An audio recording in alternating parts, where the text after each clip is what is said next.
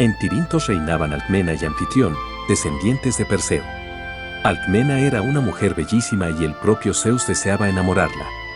Como ella era honesta y fiel, al dios se le ocurrió la más pícara de sus transformaciones. Cuando su marido tuvo que salir a combatir contra los Tafios, Zeus se convirtió en una perfecta réplica de Anfitrión. Fingió que llegaba de la guerra con todo su ejército y ¿qué más podía hacer Alcmena que recibirlo con amor y admiración? En el banquete, Zeus le relató a la princesa todos los detalles de las batallas en las que había participado el verdadero Anfitrión. Y por fin llegó la hora de acostarse. Tanto amaba Zeus a la bella Alcmena que decidió no permitir la llegada del día. 72 horas duró esa noche interminable. Al día siguiente llegó al palacio el verdadero Anfitrión. En lugar de recibirlo con entusiasmo, su esposa parecía extrañamente cansada y casi indiferente a sus caricias. Cuando comenzó con el relato de sus hazañas guerreras, Alcmena bostezó. «Querido mío», le dijo, «ya me lo contaste anoche. ¿Qué te parece si ahora vamos a dormir un poco?» Al principio, el odio de Anfitrión no tenía límites y estuvo a punto de matar a su inocente esposa. Poco a poco comprendió que ella no había tenido ninguna culpa y el mismo Zeus intervino para reconciliar a marido y mujer. Alcmena quedó embarazada de gemelos, uno era el hijo de Zeus y el otro era el hijo de su marido humano. Pero la diosa Hera, legítima esposa de Zeus, era terriblemente celosa. Como no podía enfrentar a su todopoderoso marido, trataba de vengarse en las otras mujeres y en sus hijos. Zeus había prometido que el primer descendiente de Perseo que naciera sería rey de Argos. Hera, con ayuda de su hija, la diosa de los alumbramientos, consiguió que el nacimiento de los mellizos se retrasase y en cambio hizo nacer Sietemesino a uno de sus primos, Euristeo. Así fue como Euristeo le quitó al hijo de Zeus el poder sobre el reino de Argos que le hubiera correspondido. Después de 9 días de trabajo de parto, Alcmena pudo tener finalmente a sus 2 bebés. Primero nació Hércules, el hijo de Zeus, y poco después Ificles, el hijo de Anfitrión. Los bebés tenían 10 meses cuando Hera decidió librarse para siempre del hijo de su enemiga y envió 2 enormes serpientes que se enroscaron en el cuerpo de los niños, apretándolos para triturarlos. Ificles se echó a llorar con desesperación. Pero Hércules tomó del cuello a cada una de las serpientes como si fueran sus juguetes y las estranguló con la sola fuerza de sus manitos de bebé. Cuando Anfitrión llegó a la habitación con la espada desenvainada, se encontró a los bebés jugando con los cuerpos de las enormes serpientes y sus últimas dudas se disiparon. Ese bebé era sin duda el hijo de un dios. La leyenda del héroe comenzaba a forjarse. Hércules creció hasta alcanzar, a los 18 años, la altura de 4 codos y 1 pie, 1 metro con 98 centímetros. Por ese entonces, en Citerón, un enorme león devastaba los rebaños de Anfitrión, su padre adoptivo. Durante 50 días, Hércules salió de cacería hasta que finalmente lo encontró, luchó contra él sin más armas que sus manos y lo venció. Desde entonces se vistió con su piel. Cuando volvía a Tebas después de su hazaña, se encontró con enemigos de la ciudad, luchando solo contra todo el ejército, los derrotó. El rey de Tebas, agradecido, le dio en matrimonio a su hija mayor, Mégara, y a la menor la casó con Ificles, el hermano del héroe. Mégara y Hércules formaron un matrimonio feliz y tuvieron varios hijos. Y aquí podría haber terminado la leyenda si no fuera por la intervención de la terrible diosa Hera, que insistía en su venganza. Con espantosa crueldad, Hera le envió a Hércules su peor aliada, la locura. Perdida la razón, sin saber lo que hacía, el héroe mató a sus propios hijos y estaba a punto de disparar una flecha contra su padre Anfitrión cuando la diosa Atenea, compadecida, lo golpeó con una piedra en el pecho y lo hizo caer dormido. Al despertar, Hércules, libre ya de su ataque de locura, se encontró con una realidad peor que la más terrible de las pesadillas. Sus hijitos yacían muertos a sus pies, asesinados por sus propias flechas. Cuando comprendió lo que había sucedido, Hércules quiso matarse. La vida ya no tenía sentido para él. Pero su familia y sus amigos lo persuadieron de que no era su culpa, una vez más había sido víctima de Hera. Entonces Hércules no quiso seguir casado con Mégara, ahora temía por la vida de todos los que amaba. Partió solo y desarmado hacia el oráculo de Delfos para que la pitonisa, esa sacerdotisa que hacía de intermediaria entre los dioses y los hombres, le dijera si todavía existía en su vida la posibilidad de futuro. Solo hay una forma de pagar tu crimen y aplacar a Hera al mismo tiempo, murmuró la pitonisa, envuelta en los vapores que provenían del fondo de la tierra. Sus ojos miraban sin expresión, sus labios temblaban, de su boca partía ese sonido extraño que era la voz de los dioses. Debes ponerte al servicio de tu peor enemigo, tu primo Euristeo, el hombre que recibió el trono de Argos en tu lugar. Cumplirás con los 10 trabajos que te ordene. Y si sobrevives, aunque la cruel esposa de Zeus no lo quiera, serás inmortal. Así comenzaron los 10 trabajos de Hércules, o fueron 12. Euristeo era tonto y cobarde. Sabía que su primo Hércules era el verdadero heredero al trono de Argos y por eso lo odiaba y le temía. Pero se sentía protegido por Hera, que seguía tramando formas de que Hércules perdiera la vida, ya que no podía matarlo directamente sin enfurecer a Zeus. Aconsejado por Hera, Euristeo le encargó a Hércules su primer trabajo, matar y desollar al león de Nemea. Esta vez no se trataba de un simple animal feroz, como había sido el de Citerión, sino de un monstruo en forma de león. Su padre era el horror mismo, Tifón. Su madre era la temible Quitna, una criatura con cuerpo de mujer y cola de serpiente. El león asolaba la región de Nemea, devorando ganado y hombres. Parecía, además, sentir un gusto especial por los niños pequeños. Hércules, recordando su lucha contra el otro león, pensó que solo se trataba de encontrarlo y después sería presa fácil. En cuanto lo tuvo a la vista, comenzó a disparar flechas que, gracias a su enorme fuerza, volaban a una velocidad que jamás se había conocido.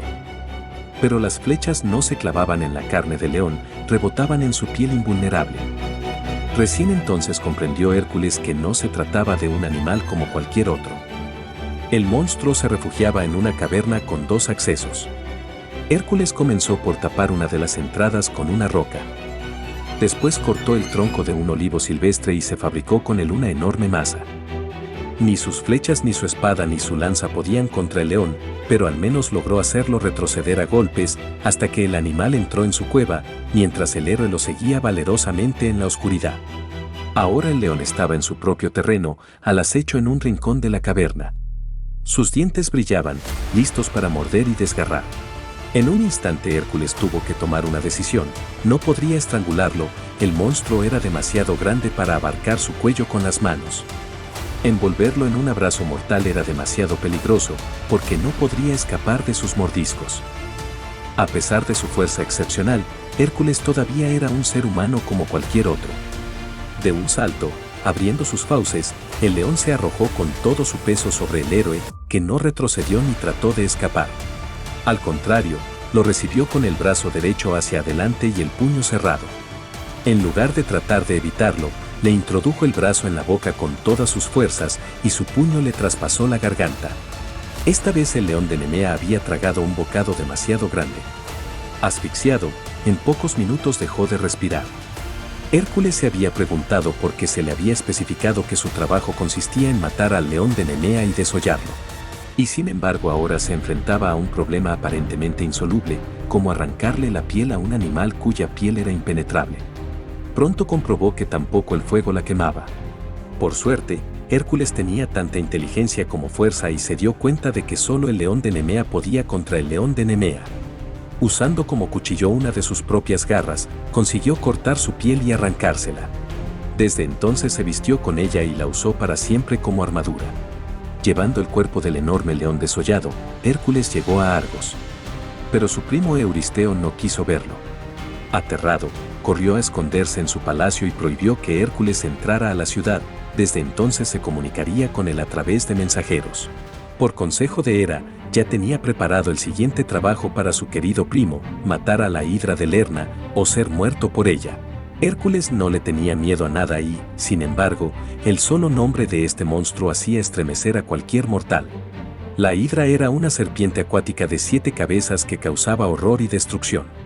Tan venenosa que ni siquiera necesitaba morder para matar.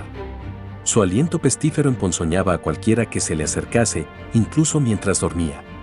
Era hija de Equidna y Tifón, como el león de Nemea, y la mismísima Hera la había criado desde pequeña, para hacerla luchar contra Hércules. Y ahora que Hércules había matado a su hermano, la hidra tenía razones personales para odiarlo y tratar de destruirlo. Hércules se acercó al pantano de Lerna, usando una tela espesa que le tapaba la boca y la nariz para filtrar los vapores venenosos de la hidra. Atacó primero con sus flechas incendiarias, pero solo logró irritar al monstruo, que se irguió por encima de las aguas, listo para matar.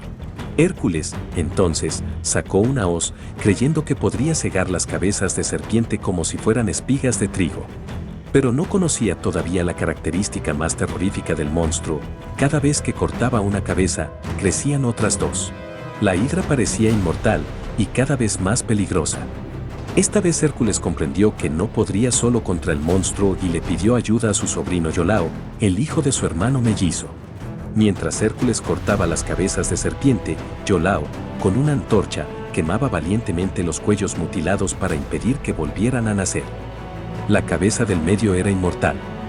Hércules la separó del cuerpo, Iolao cauterizó el cuello, pero la maldita cabeza, aunque no se podía reproducir, seguía viva. Entonces el héroe la aplastó con su masa, la enterró a gran profundidad y puso encima una roca del tamaño de una pequeña montaña. Hércules había vencido para siempre a la hidra de Lerna. Antes de partir mojó las puntas de sus flechas en la sangre venenosa del monstruo, haciéndolas invencibles, y se dirigió a Argos para informar a su primo Euristeo. Pero el mensajero de Euristeo, que se apresuró a esconderse, como de costumbre, fue terminante: el rey no aceptaba este trabajo como uno de los 10 que le habían sido impuestos. Hércules debía realizar cada tarea por sí mismo. En este caso había contado con la ayuda de Iolao y, por lo tanto, este trabajo no contaba. El mensajero de Euristeo le comunicó a Hércules su nueva tarea: debía atrapar vivo al jabalí de Erimanto. El héroe estaba furioso porque su primo se negaba a considerar como uno de sus 10 trabajos el vencer a la hidra de Lerna. Pero atrapar al jabalí le resultaría tan sencillo que en cierto modo era una compensación.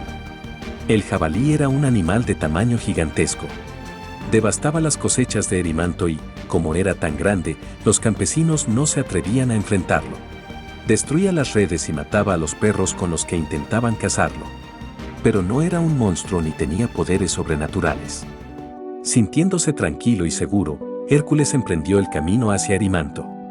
Al atravesar el bosque de los centauros, aceptó la invitación a cenar del buen Folo, mitad hombre y mitad caballo, pero todo el gran amigo de Hércules. Los centauros eran seres violentos y salvajes, pero Folo era diferente.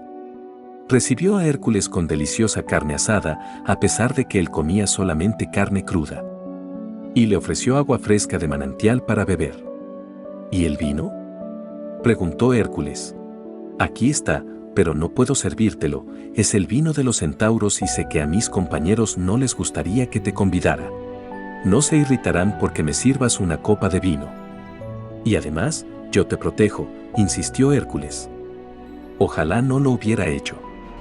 Al destapar la vasija, el delicioso aroma del vino salió de la casa de Folo y se extendió por el bosque.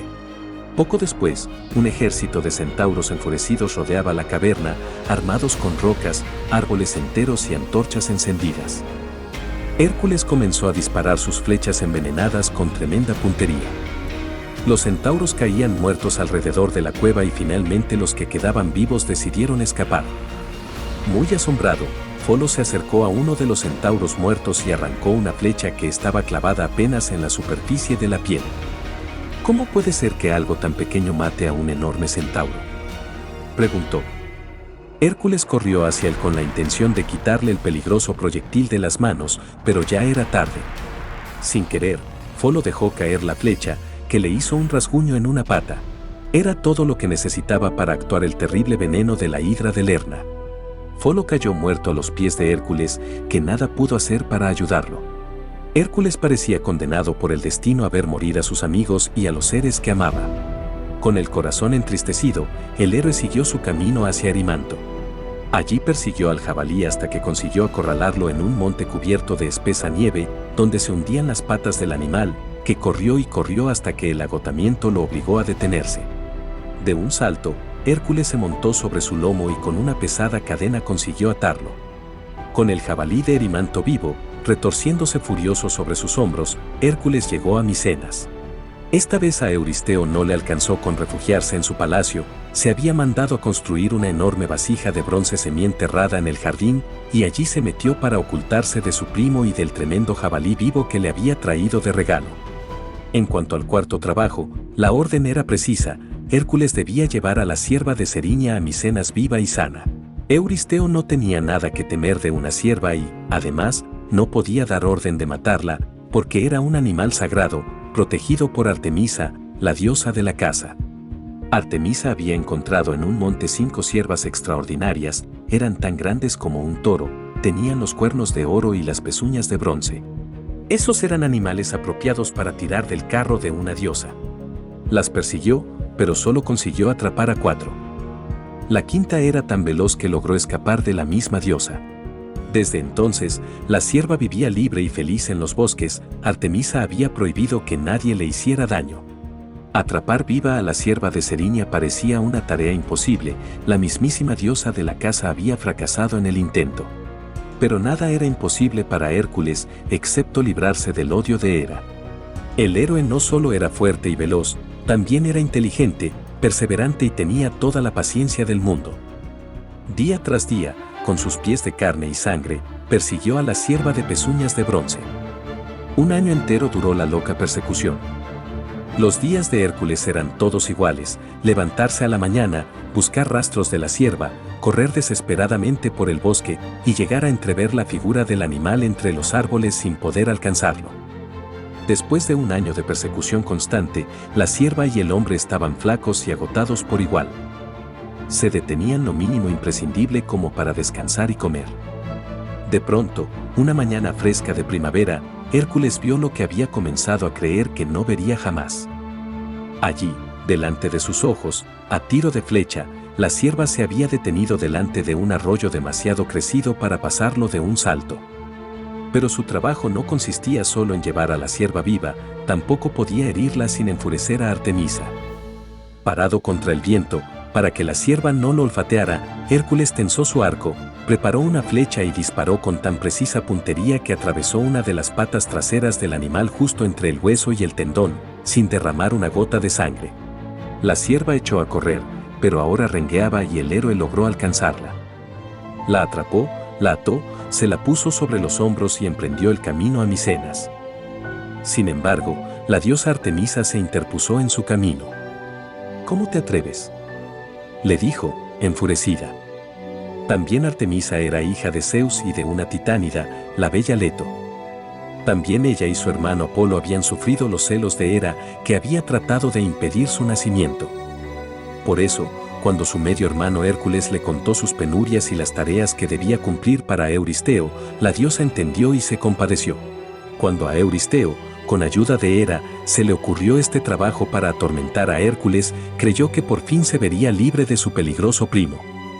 Los pájaros del lago Estínfalo eran demasiados para ser derribados a flechazos por una sola persona, aunque fuera el más fuerte y más veloz de los hombres. A través de un mensajero del rey, Hércules recibió la orden de librar a la región de esa maldita plaga. Las aves tenían el pico y las garras de hierro. Sus plumas metálicas le servían de armas porque se desprendían, clavándose en los cuerpos de sus enemigos. La gente huía de los alrededores del lago, a pesar de que la tierra era fértil, porque los pájaros devoraban los frutos de los árboles, los granos de las espigas, y no tenían ningún inconveniente en alimentarse también de carne humana. Sus excrementos eran tan venenosos que mataban las plantas allí donde caían. Las aves del lago Estínfalo, llamadas también las estinfálidas, eran plaga incluso para los países vecinos. Cuando Hércules llegó al lago y vio las enormes bandadas de pájaros monstruosos que se elevaban hasta casi cubrir el cielo, perdió toda esperanza. De nada le servían su arco, su famosa puntería, sus flechas envenenadas. No era tarea para una sola persona, ni siquiera para el mismísimo Hércules. Se sentó en una roca, ensimismado en su tristeza, cuando de pronto vio ante sí a una mujer que lo miraba con los ojos más inteligentes que había visto en su vida. Era Atenea, la diosa de la sabiduría. Sin decir nada, Atenea le puso en las manos un gigantesco cascabel de bronce. Y Hércules comprendió. Nunca podría contra las aves si pretendía eliminarlas una por una. Pero no le habían dado orden de matarlas, sino simplemente de librar a la región de la plaga. Hércules agitó un poco el cascabel. El sonido era tan violento y desagradable que ni siquiera él mismo podía soportarlo. Se fabricó, entonces, unas almohadillas de piel de animal para taparse los oídos. Y comenzó a agitar el cascabel con todas sus fuerzas. En muchos kilómetros a la redonda la gente huía del sonido enloquecedor. Los pájaros del estínfalo, espantados, levantaron vuelo y escaparon. Hércules derribó a unos cuantos con sus flechas y los demás se fueron para siempre, refugiándose en una isla lejana. Cuando Hércules volvió a Micenas, Euristeo se había metido otra vez en su vasija de bronce, unos cuantos pájaros del estínfalo daban vueltas alrededor del palacio. El héroe los mató a flechazos y se dispuso a recibir la nueva orden. Esta vez le encargaron una tarea que no era para un solo hombre y quizás ni siquiera para un ejército, tenía que limpiar los establos de Augías. Nadie en toda Grecia tenía tanto ganado como el rey Augías, el hijo de Helios, el dios Sol. Y dos buenas razones lo explicaban. Por decisión de los dioses, los rebaños de Augías no sufrían enfermedades. Pero además su padre Helios le había regalado 12 toros feroces que defendían de las fieras al resto del ganado. Augías no mandaba a limpiar sus establos. Al principio, por puro descuido y abandono. Pero después de unos años, porque se fue convirtiendo en una tarea simplemente imposible. 30 años después, la bosta de 3.000 animales se había acumulado de tal manera que era casi imposible acercarse a los establos a causa del hedor que despedían. Desde el mar, los barcos se enteraban por el olor de que estaban cerca del reino de Augías. Mientras tanto, las tierras de los campesinos se volvían estériles, porque Augías les negaba el estiércol que hubiera servido para abonarlas. Cuando Hércules llegó a la tierra de Augías, estuvo a punto de utilizar la tela que le había servido para filtrar el venenoso aliento de la hidra. Apestaba de una manera insoportable. Sus habitantes, sin embargo, parecían estar acostumbrados. Augías lo recibió en su palacio.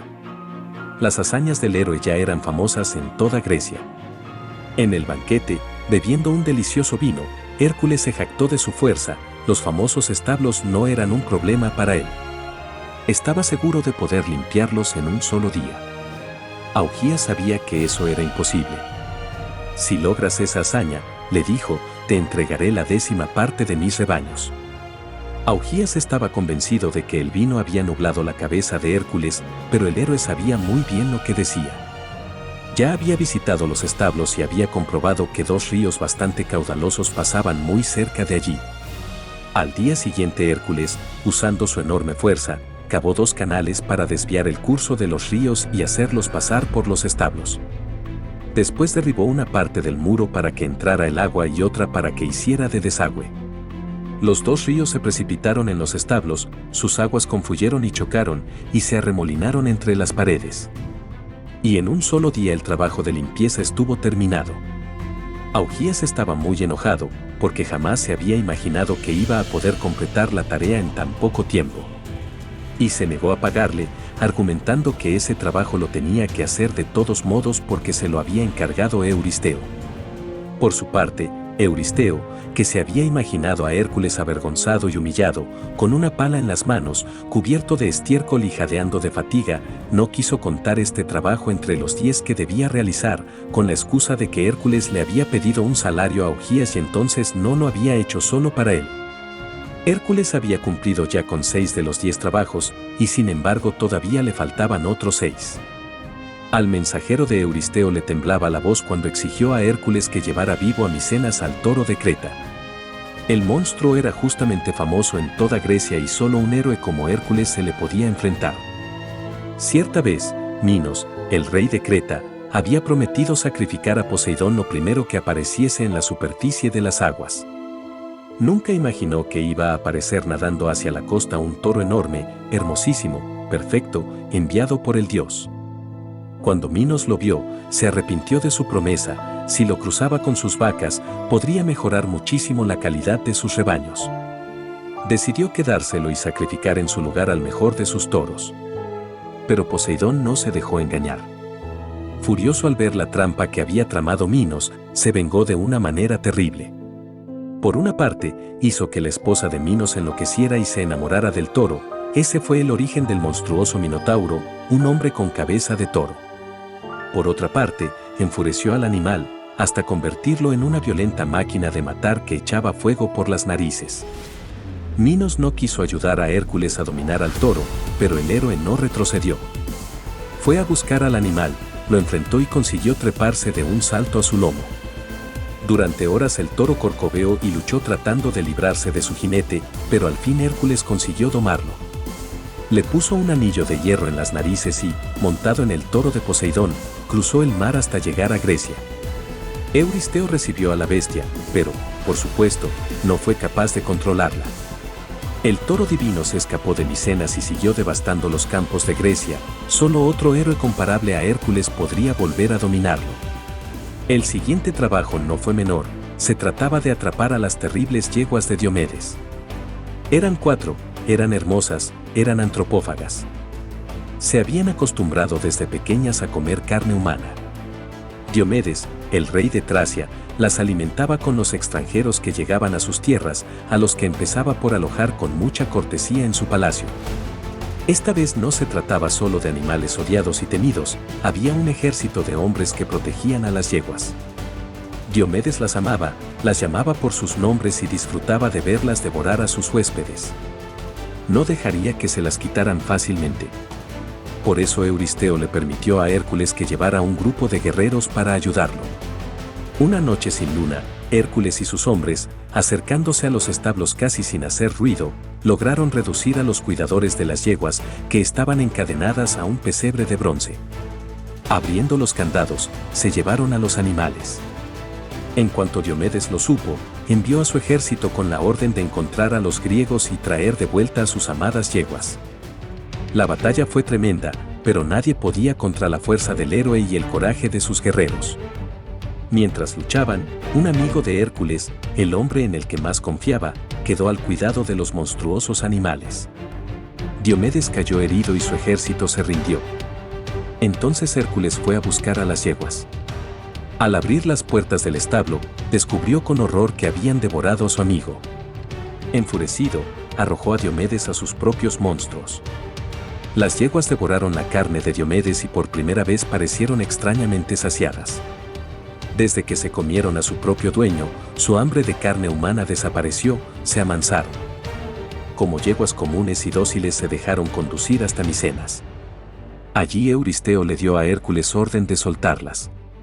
Las yeguas escaparon y se ocultaron en el bosque del monte Olimpo, donde fueron devoradas por las fieras. El siguiente trabajo no consistió en enfrentarse con monstruos. O tal vez sí. Ahora Hércules tendría que vérselas con las mujeres más peligrosas de la historia, las temibles amazonas. Esta vez la idea fue de la hija de Euristeo. ¿Por qué no unir lo útil con lo agradable? Padre, en lugar de pedirle a Hércules que traiga a Micenas otra de esas bestias horribles y peligrosas, pídele que consiga para mí el cinturón de oro de la reina de las amazonas. Las amazonas eran mujeres guerreras y cazadoras que vivían aisladas en una región selvática. Adoraban a Artemisa, su protectora, la diosa de la caza, y eran descendientes de Ares, el dios de la guerra. Entre ellas no se admitían hombres. Desde jovencitas, se les amputaba el seno derecho para que no las incomodara a la hora de tirar con arco y llevar el carcaj con las flechas. Hipólita, su reina, usaba un grueso cinturón de oro puro, un regalo de Ares que simbolizaba su poder sobre las demás amazonas. Sabiendo que, una vez más, Hércules tendría que enfrentar a un peligroso ejército, Euristeo le permitió llevar voluntarios. Varios héroes y otros guerreros lo acompañaron. En viaje por mar llegaron al país de las Amazonas, dispuestos a todo. Y allí se encontraron con una gran sorpresa. La fama de Hércules era grande. Muchos pueblos le estaban agradecidos por haberlos librado de los monstruos que los acosaban. La reina Hipólita los esperaba con interés y curiosidad. En lugar de la resistencia que esperaban, los héroes griegos fueron recibidos por las amazonas con fiestas y banquetes. Hércules era fuerte, valiente, inteligente. Hipólita era una mujer como él jamás había visto, capaz de guerrear como un hombre y seducir con su belleza femenina al mismo tiempo. Fue casi natural que surgiera entre ellos el amor. Y cuando llegó el momento en que los griegos debían volver a su patria, Hipólita se quitó por propia voluntad el cinturón de oro y se lo entregó a Hércules con un beso de despedida. Esto era demasiado para la diosa Hera, que había contado con las amazonas para librarse finalmente de su odiado Hércules. Disfrazada de amazona, se dedicó a hacer correr la voz de que el héroe pretendía secuestrar a la reina. Y cuando los griegos estaban a punto de abordar su nave y las amazonas se reunían inquietas en la orilla, Hera tensó su arco, disparó y mató a uno de los hombres. Los griegos respondieron lanzando flechas contra las amazonas. Inmediatamente se generalizó la lucha. Hércules estaba furioso. Esa malvada Hipólita lo había engañado con la miel de sus ojos para distraerlo y atacar a sus hombres cuando menos se lo esperaban. Tenía que matarla para detener la lucha. Y eso fue lo que hizo. Cuando una de las flechas emponzoñadas de Hércules mató a la hermosa Hipólita, las amazonas se desbandaron. Así volvió Hércules a Micenas con el cinturón de oro y el corazón destrozado por la carcajada con la que se dio a conocer Hera. Hipólita era inocente y otra vez el héroe había sido engañado, otra vez se había cumplido su fatal destino, dañar a los que más amaba. Ver a su hija feliz luciendo el cinturón de Hipólita le dio a Euristeo una gran idea. A pesar de que disponía de todas las riquezas de Micenas, siempre había codiciado el ganado del gigante Gerión. Era una enorme cantidad de bueyes y vacas rojas de los que mucho se hablaba y que pocos habían visto, porque Gerión vivía en los confines del mundo, más allá del Mediterráneo, a orillas del Océano Atlántico. Se decía que Gerión no era un gigante común, su cuerpo se triplicaba desde las caderas hacia arriba y sus fuertes piernas soportaban 3 cuerpos, 6 brazos y 3 cabezas. Para que a Hércules no le fuera tan fácil obtener el ganado como sucedió con el cinturón de Hipólita, impuso una condición: debía traerle los bueyes de Gerión, pero sin pedirlos ni comprarlos. Sencillamente, lo estaba mandando a robar. Hércules se puso en camino. Esta vez iba solo. El viaje parecía eterno. Mientras cruzaba el desierto africano, el calor del sol lo agobió de tal manera que se puso furioso contra Helios, el dios Sol, y disparó contra él sus flechas envenenadas. Helios miró con interés y curiosidad al mortal que se atrevía a tanto. Si dejas de amenazarme con tus flechas, le propuso, te prestaré mi copa para que cruces el océano. Hércules no dudó. Helios le estaba ofreciendo nada menos que la gigantesca copa dorada en la que el sol hace su camino todas las noches por debajo de la tierra y el mar para poder volver a salir por el este después de haberse escondido por el oeste al terminar el día. Embarcado en la copa del sol, amenazando al dios océano con sus flechas para asegurarse una tranquila travesía, Hércules llegó mucho antes de lo que pensaba a los dominios de Gerión. Apenas puso pie en tierra, se abalanzó sobre él, ladrando furiosamente con sus 2 cabezas, el monstruoso perro Ortro, uno más de los terribles hijos de Equidna y Tifón. Hércules lo enfrentó y consiguió derribarlo a golpes con su famosa maza, hecha de un olivo entero. También a mazazos venció al gigantesco pastor que cuidaba el ganado. Hércules reunió los bueyes y las vacas y comenzaba a arrearlos hacia el mar cuando llegó hasta allí el mismísimo Gerión, que se lanzó sobre él para matarlo, disparando flechas con uno de sus cuerpos y manejando lanzas y garrotes con los otros 2. Usando su fuerza inverosímil, Hércules disparó el arco y con una sola de sus flechas venenosas atravesó al mismo tiempo los 3 corazones del monstruo.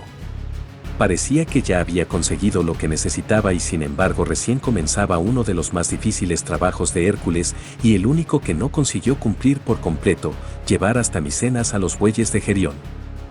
De alguna manera, Hércules logró embarcar todo el ganado en la copa del sol y puso proa a la orilla opuesta. Allí desembarcó con los bueyes y siguió su camino por tierra, bordeando las orillas del Mediterráneo. Lo que quizás no había tenido en cuenta el héroe era que su valioso rebaño iba a atraer a los bandidos más famosos del mundo. En las costas de Italia lo atacó un pueblo salvaje de la región. Eran tantos que Hércules pronto agotó las flechas del carcaj. En su desesperación, elevó una plegaria a su padre Zeus, que para ayudarlo le envió una lluvia de piedras. A pedradas consiguió el héroe alejar a sus atacantes. Arrancó las flechas de los cuerpos muertos o heridos y siguió adelante. 2 bandidos bien conocidos en toda la región, sus propios primos, hijos de su tío Poseidón, trataron de robar el ganado y murieron también bajo las flechas de Hércules. Pero después le tocó el turno a Caco, un ladrón tan famoso que les dio su nombre a todos los ladrones. Caco consiguió robar una noche buena parte de los animales y se los llevó tirándolos de la cola para hacerlos caminar hacia atrás. De este modo las reses iban dejando las huellas al revés, pisando sobre las huellas que habían hecho al llegar. Cuando Hércules se despertó, no entendía lo que había pasado. Furioso, pero sin poder hacer nada, se puso en marcha con lo que quedaba del rebaño. De pronto, al pasar cerca de una montaña, las vacas mugieron y desde una cueva respondió un mugido exactamente igual. Allí estaba escondido el botín de Caco. El ladrón había tapiado la puerta de la cueva con una roca tan enorme que Hércules tuvo que romper la cima de la montaña para poder entrar y recuperar a los animales robados. Hércules ya llegaba a Micenas, estaba a punto de completar su 10º trabajo y Hera no estaba dispuesta a soportarlo. Envió, entonces, una bandada de tábanos que atacaron salvajemente a las reses y las enfurecieron. Tratando de escapar de los tábanos, bueyes y vacas se echaron a correr y se dispersaron por valles y montañas. Hércules hubiera deseado correr hacia todas partes al mismo tiempo, pero era imposible. A pesar de todo, con enorme esfuerzo, logró reunir una parte del ganado y se presentó ante Euristeo, que dio su tarea por cumplida y sacrificó los animales en honor de Hera. Cuando Hera se casó con Zeus todo era alegría. Nadie sabía aún que su matrimonio sería tan desdichado. Su madre Gea, la tierra, le regaló 3 manzanas de oro. Tanto le gustaron a Hera que decidió plantar las semillas en el jardín secreto de los dioses. Ordenó a las ninfas del atardecer que cuidaran su jardín y no permitieran entrar a nadie. A estas ninfas se las llamaba las Hespérides, eran hijas del titán Atlas, el gigante que sostenía la bóveda celeste, impidiendo que el cielo cayera sobre la tierra. Pero como las mismas Hespérides de vez en cuando se robaban alguna manzana, para estar más segura de que nadie las tocaría, Hera instaló en el jardín al terrible Ladón, un dragón de 100 cabezas. Y este fue uno de los últimos trabajos que Euristeo le impuso a Hércules, que le llevara 3 manzanas de oro del jardín de las Hespérides. La primera y gravísima dificultad era que nadie sabía dónde quedaba el famoso jardín. Los rumores hablaban del norte y hacia allí partió Hércules. Al cruzar un río, unas ninfas, compadecidas y admiradas de su apostura, le dijeron que el viejo dios marino Nereo podía saber el camino. Con ayuda de las ninfas, Hércules sorprendió a Nereo durmiendo y lo atrapó. «No te soltaré hasta que me señales el camino», lo amenazó. «Tal vez no sueltes a Nereo, pero ¿por qué vas a retener a un pobre animal?» Es que el viejo dios podía tomar cualquier forma que quisiera. Hércules tuvo que utilizar toda su inteligencia, su fuerza y su paciencia para dominar al toro y la serpiente en los que se convirtió Nereo. Fue más difícil todavía cuando se transformó en agua y enseguida tuvo que soportar el dolor quemante de una enorme llama que seguía siendo Nereo. Pero sin hacer caso de sus ojos, guiándose por el tacto de lo que aferraba entre sus fuertes brazos, nunca lo soltó y así consiguió que el viejo dios le revelara el lugar donde estaba el jardín. Por el camino, Hércules tuvo que escalar las montañas del Cáucaso y allí encontró encadenado al titán Prometeo. Todos los días un águila le devoraba el hígado, que por las noches volvía a crecer, para que fuera eterno su castigo por haber robado el fuego. Hércules no pudo soportar ver a Prometeo sufriendo esa horrible tortura y con sus flechas envenenadas mató al águila y soltó al titán. Infinitamente agradecido, Prometeo no solo le señaló el camino, sino que le contó otro secreto fundamental para su misión. En todo el universo, el único que podía conseguir que las Hespérides le entregaran las 3 manzanas de oro era el gigante Atlas, su padre. Atlas no podía moverse del lugar en que estaba, siempre allí parado sosteniendo el cielo sobre sus hombros. Siguiendo el consejo de Prometeo, Hércules le propuso reemplazarlo por unas horas mientras Atlas iba a buscarle las manzanas. Nada mejor podía desear el gigante. Pero antes le pidió a Hércules que matara a Ladón, el dragón de 100 cabezas. De un solo flechazo, Hércules atravesó el corazón del monstruo y las 100 malignas cabezas cayeron muertas al mismo tiempo. Entonces, con inmenso alivio, Atlas colocó delicadamente el cielo sobre los hombros de Hércules y partió. No tardó mucho Atlas en volver con las 3 manzanas de oro. Pero, pensándolo bien, ahora que estaba disfrutando de la maravillosa libertad, ¿por qué volver a su condena? Hércules, haces mi trabajo tan bien como yo.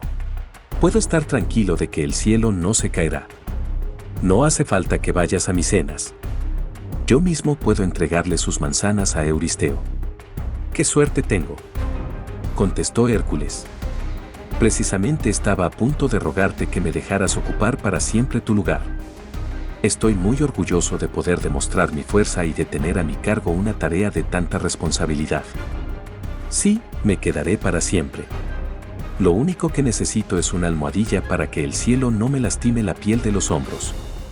¿No querría sostenerlo un momentito mientras me la acomodo? Por supuesto, en cuanto el tonto de Atlas se puso los cielos otra vez sobre sus hombros, Hércules tomó las 3 manzanas de oro y corrió sin parar hasta Micenas. Euristeo no sabía qué hacer con esos objetos tan maravillosos y decidió consagrarlos a Hera. La diosa, con un gran suspiro porque no había logrado vencer a Hércules y ella misma comenzaba a admirar al héroe, las devolvió al jardín de las Hespérides, donde debían estar por ley divina. Robar los bueyes de Gerión y llevarlos a Micenas había sido el más largo y lento de los trabajos de Hércules, pero le faltaba todavía el más peligroso. Solo a Hera se le podría haber ocurrido algo así y al propio Euristeo se le erizaron los cabellos cuando pronunció su pedido. Hércules debía traer a su presencia al Cancerbero. Cerbero era el perro del dios Hades. Su misión era cuidar la entrada del mundo de los muertos. Estaba allí para impedir que entraran los vivos al mundo subterráneo y para que no pudieran escapar las sombras de los muertos. Como muchos otros monstruos, era hijo de Equidna y Tifoni, por lo tanto, hermano de Ortro, el perro que cuidaba los rebaños de Gerión. Además de su tamaño descomunal, tenía 3 horribles cabezas y su cola era una serpiente. Los seres vivos tenían prohibido descender al Tártaro, el espantoso reino subterráneo del dios Hades. Hércules jamás lo habría logrado si no hubiera contado con la ayuda de los dioses. Atenea y Hermes, por orden de Zeus, lo acompañaron y lo ayudaron a cruzar el umbral que muy pocos mortales lograron atravesar estando vivos. Fue Hermes el que persuadió a Caronte, el barquero de los infiernos, de que cruzara el Aqueronte con un mortal en su nave. ¿Y cómo se inclinaba la barca de Caronte, acostumbrada a llevar solo sombras, con el peso de Hércules? En el reino de Hades, las sombras de los muertos huían de la presencia del héroe. Solo 2 se atrevieron a enfrentarlo, Medusa y Meleagro. Cuando vio a la terrible Medusa, con su cabellera de serpientes y sus ojos capaz de convertir en piedra a quien mirara, Hércules dio vuelta la cara y desenvainó su espada, pero Hermes le recordó que solo era una sombra. Hércules no conocía a Meleagro y al principio lo confundió con un enemigo. Pero la sombra del guerrero le contó la triste historia de su muerte y le rogó que protegiese a su hermana viva, Deyanira, en forma tan conmovedora que Hércules le prometió casarse con ella. Meleagro jamás habría aceptado si hubiera conocido el triste destino de todos aquellos a los que amaba el héroe. Al seguir avanzando, Hércules vio de pronto un cuerpo vivo, sufriente, que se destacaba entre las sombras que lo rodeaban. Era el héroe Teseo, a quien Hades tenía encadenado en sus dominios por haber intentado raptar a su esposa Perséfone. Hércules sabía que Teseo hacía falta en el mundo de los hombres. Consiguió que Perséfone lo perdonara y con su permiso lo liberó de sus cadenas. Sangre, sangre, sangre, rogaban débilmente los muertos a su paso, porque solo bebiendo el rojo vino que inunda el cuerpo de los vivos podían los muertos reanimar sus sombras. Compadecido, Hércules degolló algunos animales del ganado de Hades y les permitió beber para recuperar en parte sus fuerzas. Y por fin llegó hasta el temible Hades, el rey de los muertos, cuyo nombre es preferible no pronunciar en voz alta. Con todo respeto, le rogó al rey Dios que le permitiera llevarse al Cancerbero. «Puedes llevártelo», dijo Hades, «siempre que logres dominarlo sin hacerle daño. Dejarás aquí todas tus armas y solo puedes enfrentarte a mi perro envuelto en tu piel de león y con tus manos desnudas». No se trataba solamente de fuerza. En la lucha contra el perro del infierno, Hércules tuvo que soportar las mordeduras de la cola serpiente sin soltar al animal, al que había conseguido atrapar por la base del cuello, de donde salían las 3 cabezas. Sin aire, semi-asfixiado por las poderosas manos de Hércules, el Cancerbero se dejó colocar un collar y una correa. Una vez dominado, el héroe lo trató con un afecto al que el perro no estaba acostumbrado y al que respondió con alegría. Acariciándole las cabezas, Hércules llevó al monstruo, ahora dócil, hasta Micenas. Euristeo, por supuesto, corrió una vez más a esconderse en su ridícula tinaja de bronce. Hércules había completado, por fin, los 10 trabajos a los que lo condenara el oráculo, que habían terminado por convertirse en 12. Dispuesto a cumplir con la promesa que le había hecho a Meleagro en el Hades, Hércules fue a pedir a su padre la mano de Deyanira. La princesa había sido prometida al dios río Aqueloo, pero no estaba en absoluto de acuerdo con la elección de su padre. Aqueloo tenía la capacidad de transformarse a voluntad en cualquier animal y Deyanira le tenía miedo, no le gustaba la idea de estar casada simultáneamente con un toro, un dragón, una paloma o un jabalí. Cuando conoció a Hércules, no tuvo dudas, ese era un hombre al que podía amar. Pero Aqueloo no aceptó tranquilamente que le robaran a su novia. Y Hércules se vio obligado a trabarse en lucha contra el dios Río, que cambiaba de forma bajo sus manos, como lo había hecho Nereo en la aventura del Jardín de las Hespérides. Aqueloo lo atacó transformado en toro, pero la fuerza de Hércules era enorme. Luchando con sus manos desnudas, arrojó al toro al suelo y le arrancó uno de sus cuernos. El dios Río se dio por vencido. Y Hércules se casó con Deyanira. Poco después de su boda, en un viaje, Hércules y Deyanira tuvieron que cruzar un río. El centauro Neso se ofreció a cruzarlos en su lomo. Cruzó a Hércules sin problemas y lo dejó en la orilla. Pero en lugar de llevar a Deyanira donde estaba su marido, la llevó a otra parte de la orilla, donde intentó violarla. Deyanira gritó desesperada. Hércules disparó sus flechas contra Neso y corrió a rescatarla. Antes de morir, Neso le hizo a Deyanira un extraño regalo. Mi sangre tiene un extraño poder, le dijo, con su último aliento. Si alguna vez Hércules se enamora de otra, te servirá para recuperar su amor. Sin que Hércules se diera cuenta, Deyanira recogió en un frasquito un poco de la sangre de Neso. Hércules y Deyanira tuvieron 2 hijos y vivieron felices durante varios años.